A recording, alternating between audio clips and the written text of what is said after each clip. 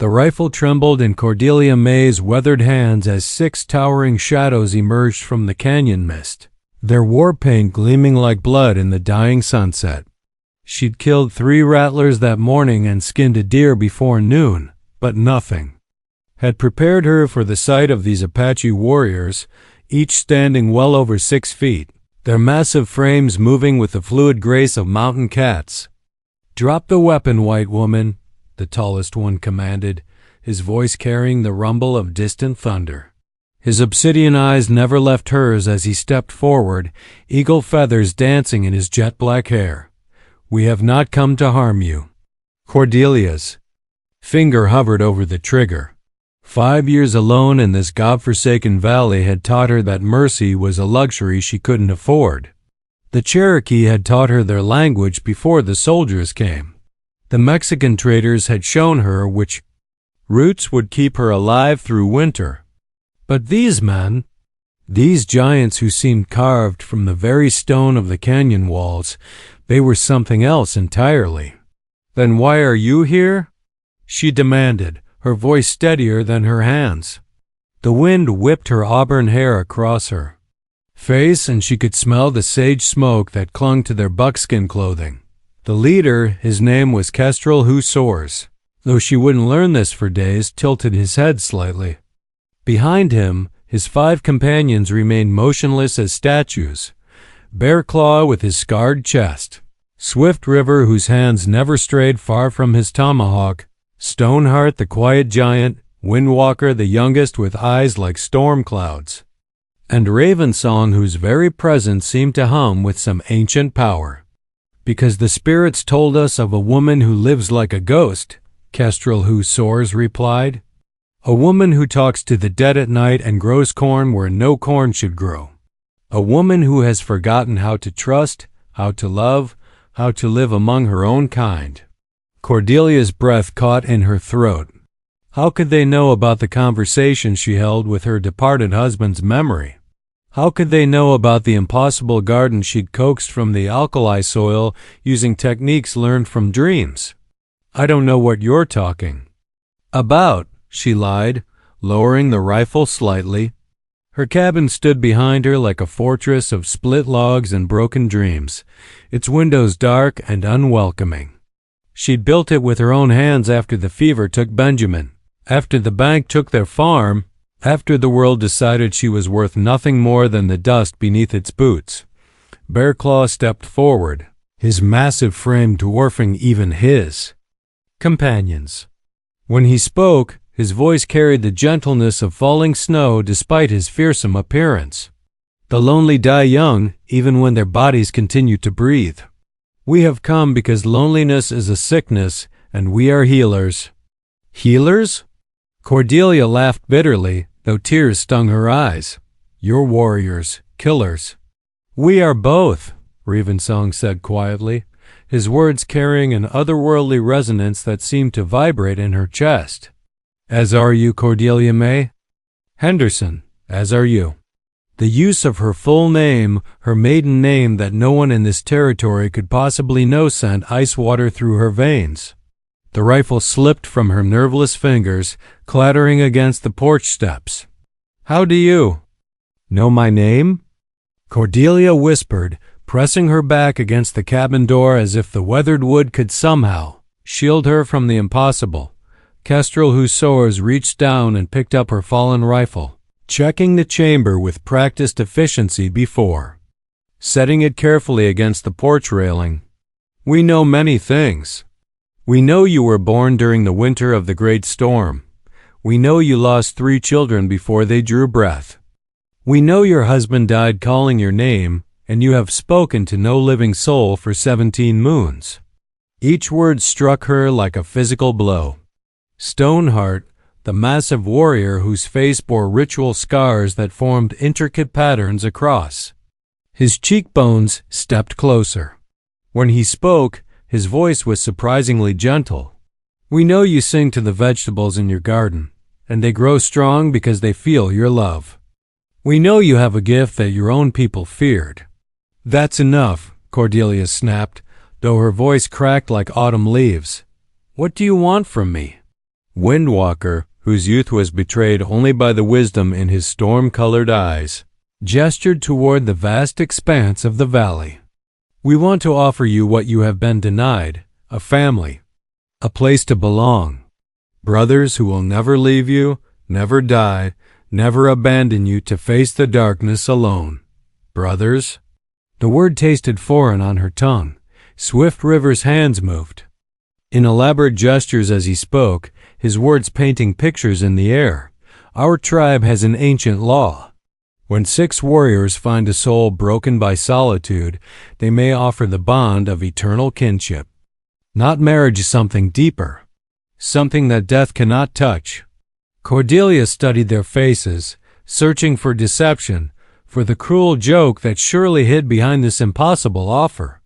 But she found only sincerity in their eyes, a profound sadness that seemed to mirror her own. These weren't the savage raiders from the frontier stories. These were men who understood loss, who had somehow found each other in the vast wilderness of grief. "You're talking about some kind of ritual," she said slowly. "Some ceremony that would bind us together." "The ceremony of 7 souls," Raven song confirmed, his voice carrying harmonics that seemed to resonate with the very stones of the canyon. "It has not been performed in 3 generations, but the spirits have spoken clearly. You are the 7th soul we have been seeking." Bear Claw approached the porch steps, moving with careful deliberation to avoid startling her. "We too have known loneliness, Cordelia May." Swift River lost his wife and children to the spotted sickness. Stoneheart was cast out from his birth tribe for speaking prophecies they feared to hear. We found each other not through blood, but through shared understanding of what it means to be alone in a world that has no place for us. And what would this bond require of me? She asked, hating how her voice revealed the desperate hope she'd tried so hard to bury. "Only that you accept our protection, our loyalty, our presence in your life," Kestrel Hussors replied. "We would build our lodge in this valley, close enough to come when you call, far enough to respect your need for solitude when the mood strikes. We would hunt for you, fight for you, die for you if necessary. In return, you would simply exist. Be yourself. Allow us to be family." The wind picked up, carrying the scent of juniper and the distant promise of rain. Cordelia looked at each of their faces in turn, these impossible giants who had emerged from her deepest, most secret prayers.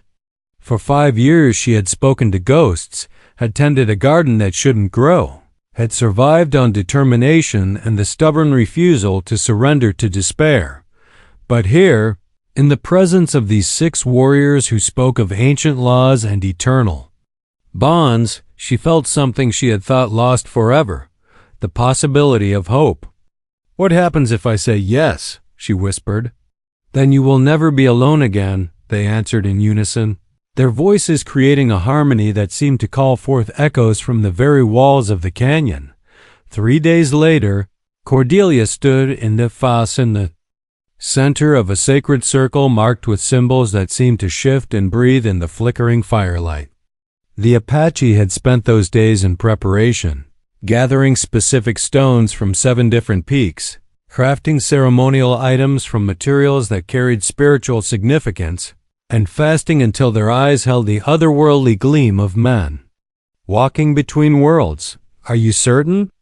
Kestrel Hussors asked one final time, his paint-streaked face grave with the weight of what they were about to attempt. "Once the ceremony begins, it cannot be undone. We will be bound by forces older than the mountains themselves." Cordelia nodded, surprised by the steadiness of her own voice. "I'm certain."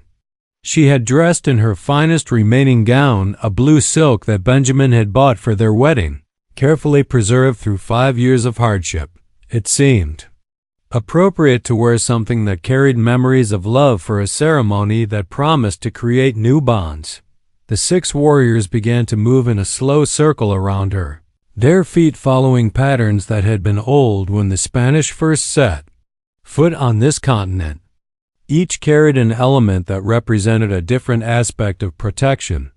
Kestrel, whose swords bore fire in a sacred bowl. Bearclaw carried water from a hidden spring. Swift River held earth mixed with the blood of 7 animals. Stoneheart carried wind captured in a sealed gourd. Windwalker bore a crystal that seemed to hold captured starlight. And Revensong carried something that defied description, a small bundle that hummed with power and seemed to bend light around itself. As they walked, they chanted in the old language, their voices weaving together like separate melodies that created something greater than the sum of their parts. Cordelia felt the hair on her arms rise, felt electricity dancing along her skin. The very air seemed to thicken, becoming almost tangible. "Speak your true name," Ravensong commanded, his voice cutting through the chanting like a blade through silk. "Cordelia May Henderson," she replied, and was startled to hear her voice echo with unnatural resonance.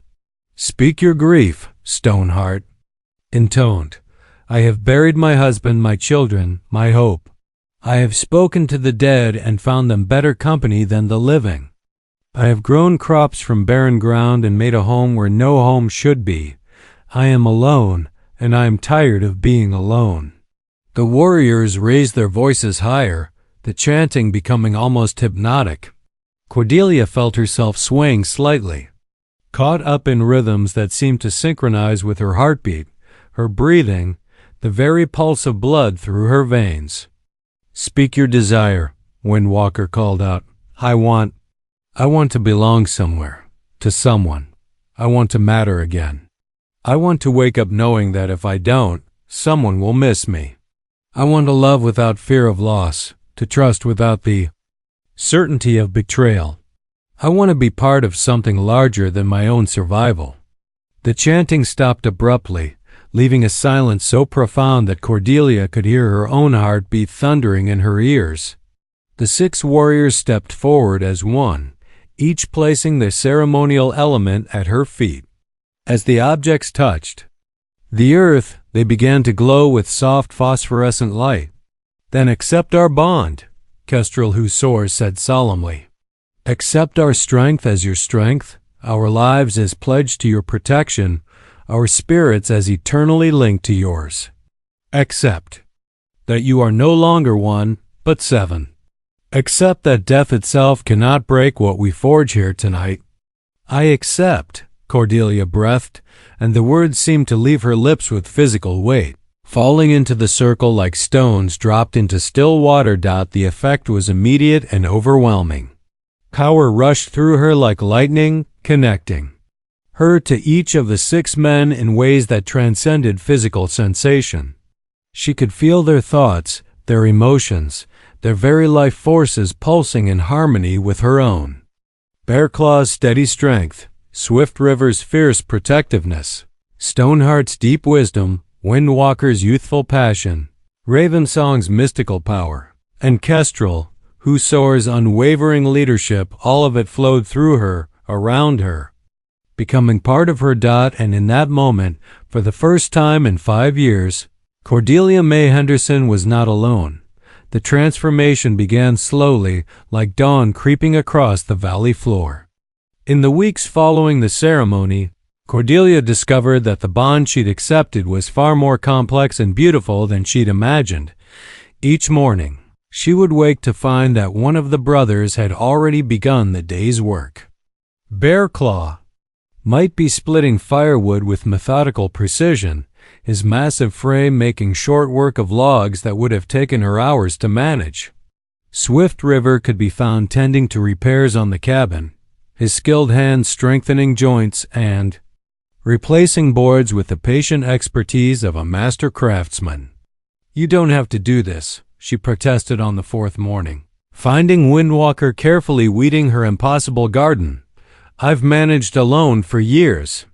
The young warrior looked up from the corn stalks that stood tall and green despite the alkaline soil, his storm-colored eyes warm with affection. "That's precisely why we do it, sister. You shouldn't have had to manage alone, sister." The word still sent warmth through her chest every time one of them used it. not in the biological sense, but something deeper, a chosen kinship that felt more real than blood. The bond allowed her to sense their emotions, their locations, even their thoughts when they were particularly intense. She could feel Bear Claw's contentment as he worked with his hands, Swift River's satisfaction when he solved a structural problem, Stoneheart's deep meditation as he sat in morning contemplation.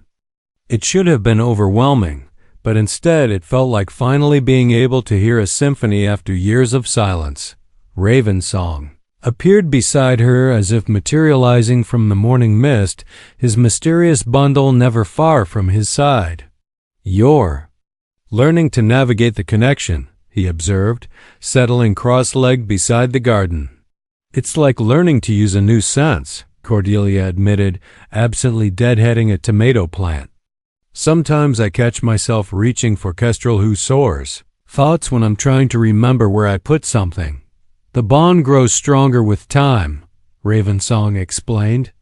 "Eventually, you'll be able to draw on any of our skills, our memories, our strengths as if they were your own, just as we can draw on yours." This proved true in unexpected ways. When Stoneheart needed to understand the medicinal properties of a plant, Cordelia's herbal knowledge flowed to him without conscious effort. When she struggled to reach something on a high shelf, she found herself borrowing Bearclaw's height and strength, her arms extending further than should have been possible. The evenings became times of gathering and storytelling. The 6 warriors would arrive at her cabin as the sun touched the canyon rim, each bringing something to contribute to their shared meal. They told stories of their travels, their battles, their dreams. In return, Cordelia found herself speaking of her past, not just the grief and loss, but the joy she'd known with Benjamin, the satisfaction of building something with her own hands, the quiet pleasure of making things grow. "You have a gift," Stoneheart told her one evening as they watched the stars emerge in the darkening sky. "Your garden should not flourish in this soil, yet it feeds us all. Your cabin should have fallen to weather and neglect, yet it stands strong. You have the touch of someone blessed by the earth spirits." Cordelia considered this, feeling the evening breeze carry the scent of her impossible flowers. "I think maybe I just refused to let things die. When Benjamin passed, when the babies. I couldn't save them, but I could save other things. The corn, the tomatoes, the cabin itself. Maybe stubbornness is its own kind of magic." Kestrel Who Soars, who had been silent throughout the evening, finally spoke. The spirits recognize kindred strength. They respond to will, to love, to the refusal to surrender. This is why they guided us to you, sister. This is why the ceremony worked. As the weeks passed, Cordelia noticed changes in herself that went beyond the mystical connection. She laughed more often, spoke more freely, moved with a confidence she hadn't possessed in years. The constant vigilance that had kept her alive, but had also slowly killed her spirit, began to ease. The brothers established their own lodge in a grove of cottonwoods about a mile from her cabin, close enough to respond instantly to any need, far enough to respect her independence. They came and went like protective spirits, each contributing their unique skills to the small community they'd created.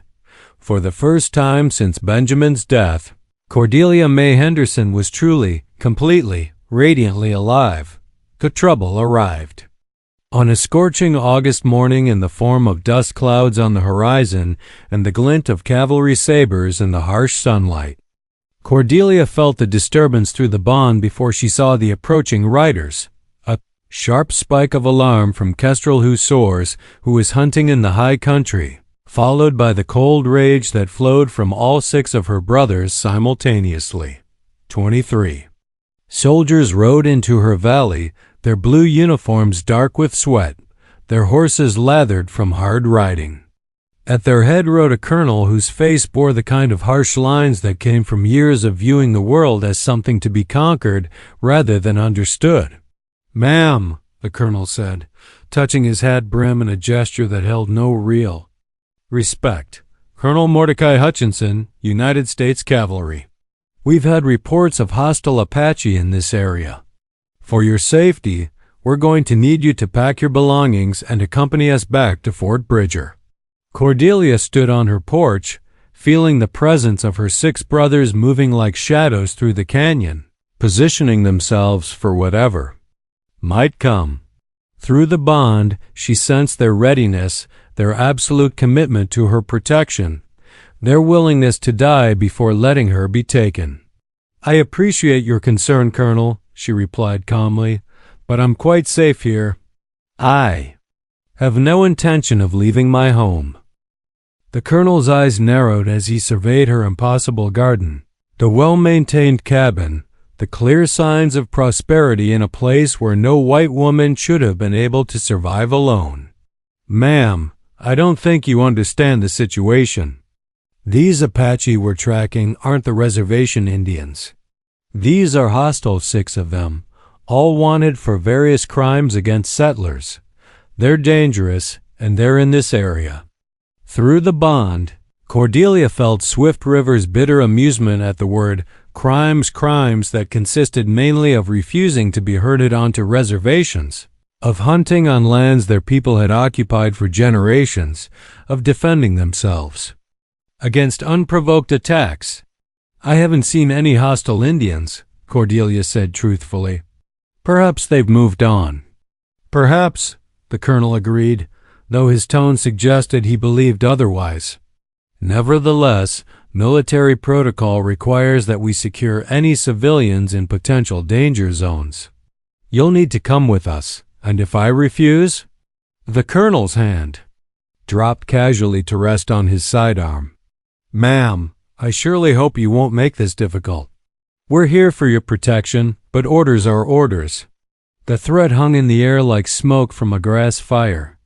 Cordelia felt the responding surge of fury from her brothers, felt them preparing to emerge from concealment, to fight impossible odds to defend her freedom.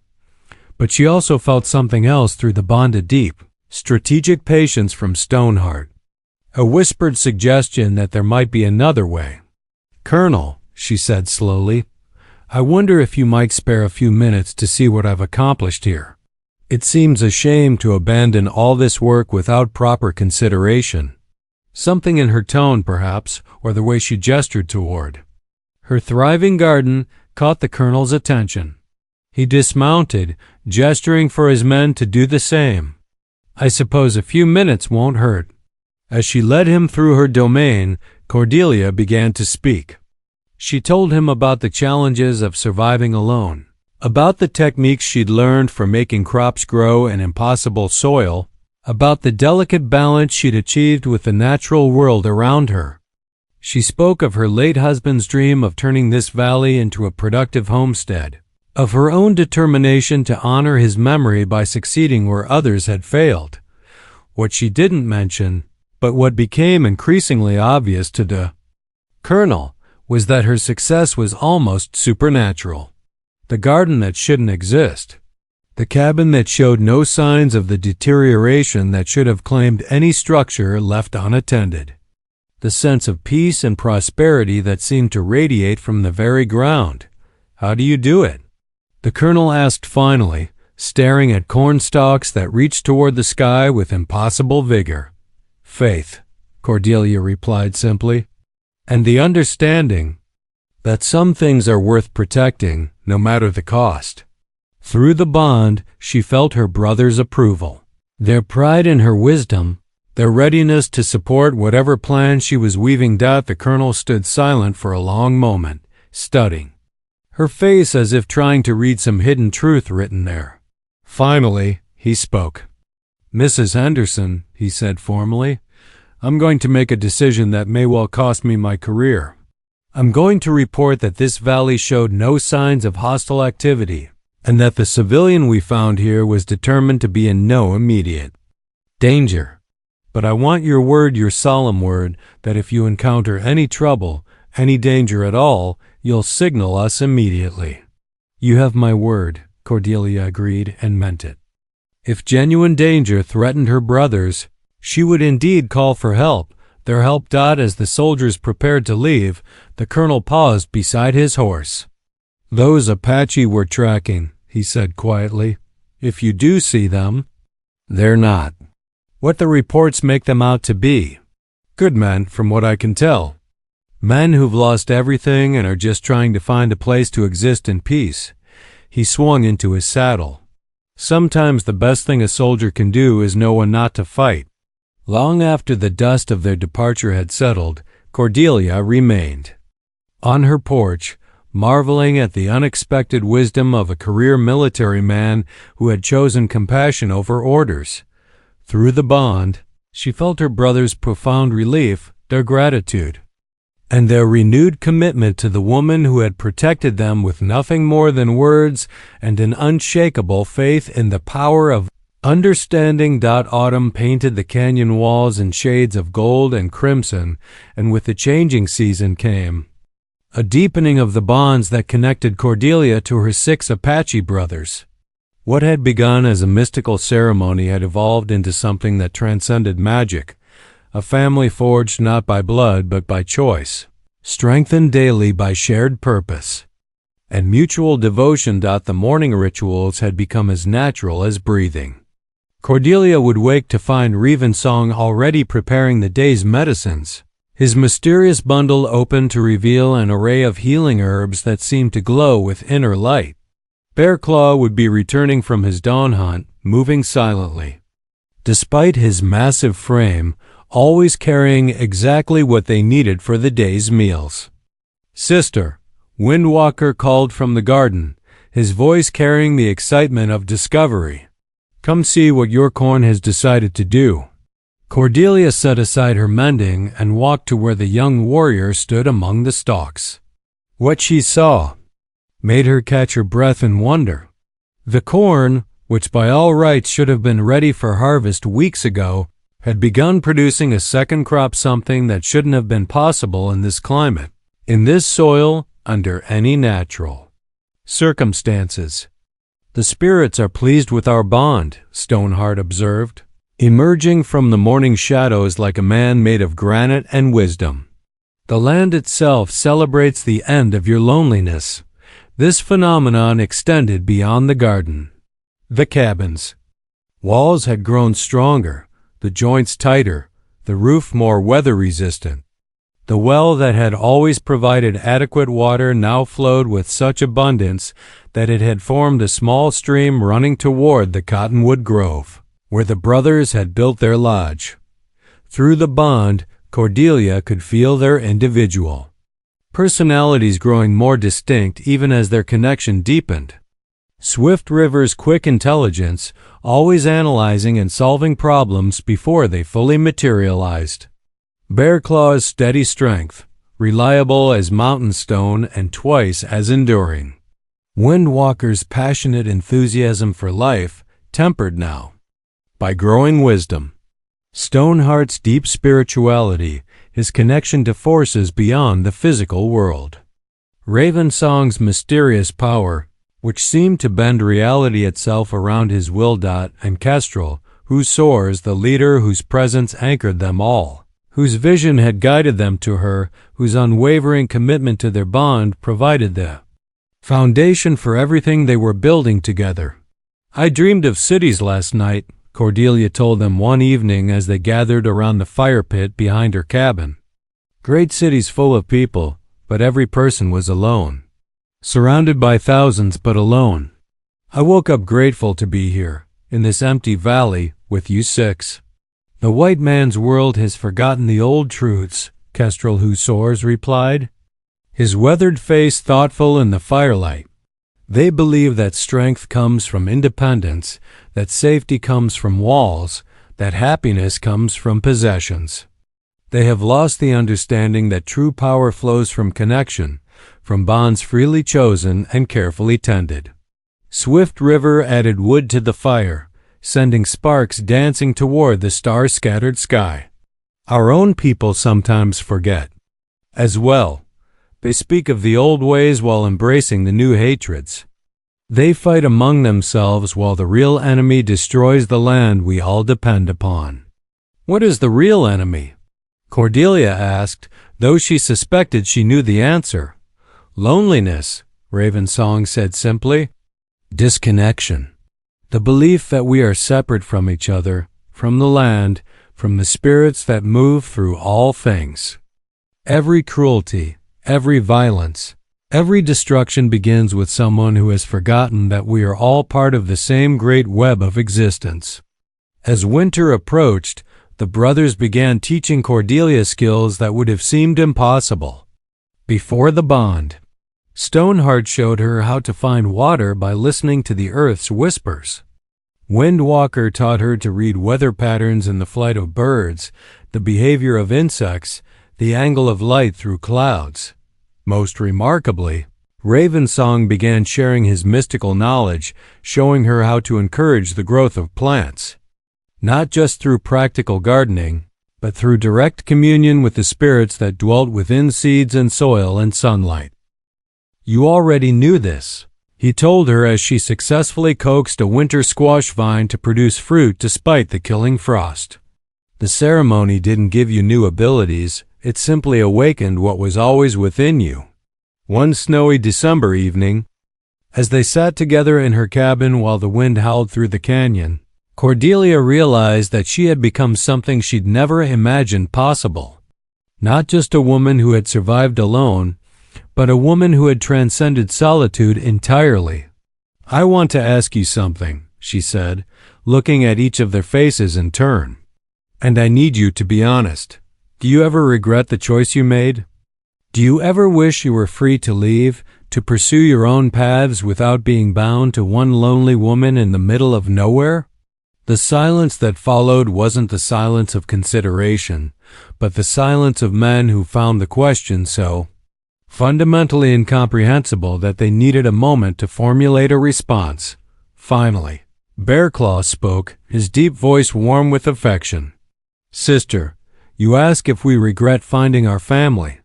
You ask if we wish to return to the loneliness that nearly destroyed us all.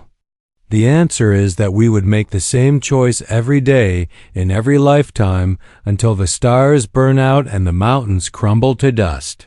You are not the lonely woman we rescued, Kestrel Who Soars added gently. You are the heart of our family, the center around which our lives have found meaning. We are not bound to you, we are completed by you. In the dancing light of the fireplace, surrounded by 6 impossibly devoted protectors who had become true brothers, Cordelia May Henderson finally understood what she had spent her entire life searching for. Home. Spring returned to the valley. With unusual splendor, bringing with it visitors that no one could have anticipated. Cordelia first sensed them through the bond Kestrel Who Soars surprise, followed quickly by cautious welcome from all 6 of her brothers. 3 women emerged from the canyon path, leading pack horses loaded with supplies. But these weren't ordinary travelers. Like Cordelia, they carried themselves with the unmistakable bearing of those who had survived great loss and found strength in the surviving. The eldest, a woman of perhaps 50 with silver-streaked hair and eyes like winter sky, stepped forward. My name is Verity Caldwell, she said with quiet dignity. We've come seeking the woman who grows impossible gardens and the 6 Apache warriors who swore to protect her. How did you hear about us? Cordelia asked, though through the bond she already sensed the answer from Stoneheart's knowing satisfaction. Stories travel, replied the second woman, younger but bearing the weathered look of someone who had faced hard choices. Stories about a place where loneliness goes to die, where broken people find family, where the old bonds still hold power in a world that's forgotten what bonds truly mean. The third woman, barely more than a girl but with ancient wisdom in her dark eyes, spoke softly. We've each lost everything that mattered to us. But we heard there was a place where loss becomes strength, where chosen family proves stronger than blood, where the spirits still recognize those who refuse to surrender to despair. Through the weeks that followed, the women's stories emerged. Verity had lost her husband and 5 sons in the war, had buried them one by one until she stood alone at the edge of madness. Constance had watched disease take her entire family, had walked away from their graves with nothing but the clothes she wore and a determination to find meaning in survival. Young Perpetua had escaped from circumstances too dark to speak of directly, carrying scars both visible and hidden, seeking sanctuary in a world that offered little protection to women alone. "The ceremony can be modified," Revensong told Cordelia, privately as they walked through her ever-expanding garden. 7 souls were traditional, but the spirits speak of a greater possibility. 10 souls, bound in perfect harmony. 3 women who understand loss, 6 warriors who understand protection, 1 woman who understands the bridge between survival and flourishing. The expanded ceremony took place on the summer solstice, when the power of growth and renewal reached its peak. Standing within a circle that now encompassed both her cabin and the brothers' lodge, Cordelia felt the familiar electric sensation as the bonds multiplied and deepened. But this time, the magic was different. Instead of simply connecting her to the 6 Apache warriors, the ceremony created a web of relationships that linked all 10 souls in various combinations. She remained the central point, the heart around which the others orbited, but each person was also connected to the others in unique ways. Verity's practical wisdom complemented Bearclaw's steady strength. Constance's fierce protective instincts resonated with Swift River's warrior spirit. Perpetua's gentle healing nature found perfect harmony with Windwalker's passionate idealism. The combinations were infinite, creating a family structure more complex and resilient than anything Cordelia had imagined possible. The valley responded to their expanded presence with even greater abundance. The impossible garden grew into an impossible farm. The stream became a small river. Wildlife returned in numbers not seen for generations. Travelers began arriving not by chance, but drawn by stories of a place where the old ways still held power. Some stayed for a few days, accepting healing and hospitality before continuing their journeys. Others, those who carried the particular kind of brokenness that marked kindred spirits, were invited to consider a more permanent arrangement. The family grew slowly, carefully, guided always by the wisdom of the spirits and the unanimous consent of the existing bonds. By the time Cordelia's hair had turned completely silver, the valley housed a community of 37 souls, men and women of various ages and backgrounds, united not by blood or circumstance but by the conscious choice to build something better than Odking. Loneliness. The outside world continued its rapid changes. Rails crossed the continent. Telegraph wires carried messages faster than horses could run. The old ways of life gave ground before the march of what people called progress. But in their hidden valley, protected by ancient ceremonies and sustained by bonds that transcended the merely physical, Cordelia May Henderson's impossible family thrived. They developed their own customs, their own celebrations, their own methods of governance based on consensus and mutual respect. Children were born into this extended family, not just biological children, but orphans taken in, lost souls guided to sanctuary, anyone who needed the particular kind of healing that could only come from absolute, unconditional belonging. On her 70th birthday, as Cordelia sat surrounded by her vast chosen family, she reflected on the path that had brought her from desperate solitude to this moment of perfect fulfillment. "Do you remember?"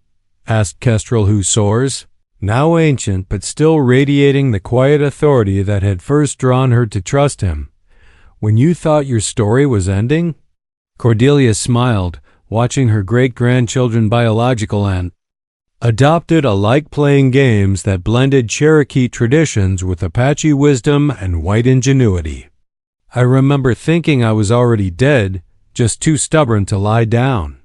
"The spirits knew better," Windwalker said, his storm-colored eyes still bright despite the silver in his hair. They saw that your story wasn't ending, it was beginning. You weren't dying of loneliness, you were preparing to become the mother of a new kind of family. As the sun set behind the canyon walls, painting the sky in shades of rose and gold, Cordelia May Henderson closed her eyes and reached out through the bonds that connected her to every soul in the valley. She felt their contentment, their love, their absolute certainty that they had found the place they belonged. She had lived alone for 5 years, until 6 giant Apache warriors had told her she would never be alone again.